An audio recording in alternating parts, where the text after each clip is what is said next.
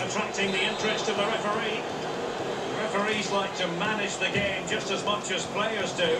Hi folks, it's Mr. Heligus, and in today's video, when I'm done losing in FIFA, we're going to look at present simple versus present continuous.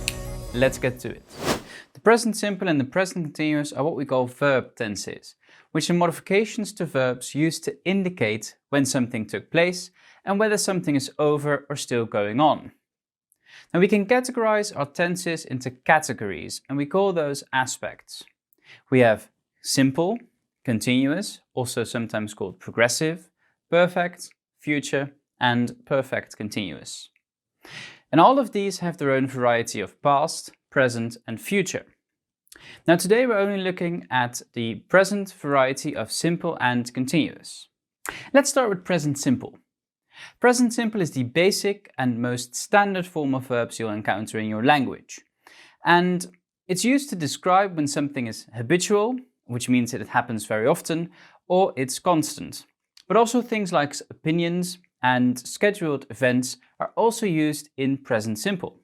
Let's take a look at the sentence, I game every day when I get home from school, which is a very perfect and very good present simple sentence. Now this sentence describes a habit. Let's have a look at some other examples.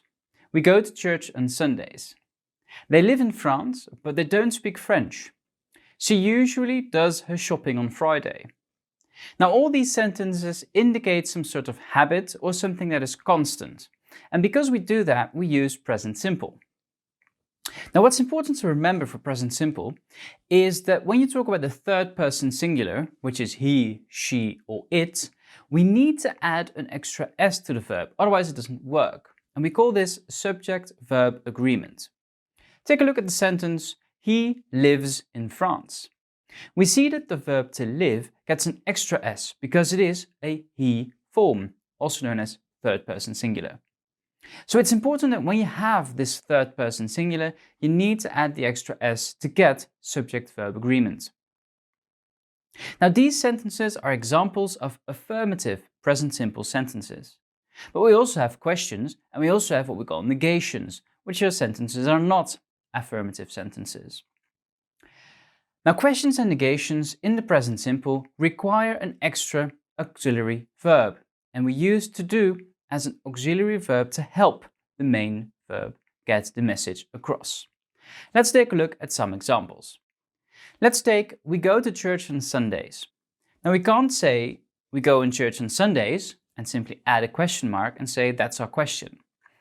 Now although you can do that in particular cases, it isn't really the case for present simple. What we need to do is add an extra do. So it becomes, do we go to church on Sundays? Let's look at they live in France. If we change this into a question, we get do they live in France? Now for he, she, it, what do? Let's look at the sentence she usually does her shopping on Friday. If we change this into a question, it becomes does she usually do her shopping on Friday? Now what do we do with negations? We cannot simply say we not go to church on Sundays. We need to add this auxiliary verb do. So what do? We change it into we don't go to church on Sundays. The same happens when we have he, she, it. If you go back to the sentence, she usually does her shopping on Friday, we get something like she doesn't usually do her shopping on Friday. So these are examples of affirmative sentences, questions, and negations in present simple. Now let's have a quick look at present continuous, because as I said, present continuous is also one of these four main aspects we can use to describe our tense and sentences. Now present continuous is something like I am playing FIFA at the moment, or I am recording this video. Those are examples of present continuous, and they indicate that something is going on now.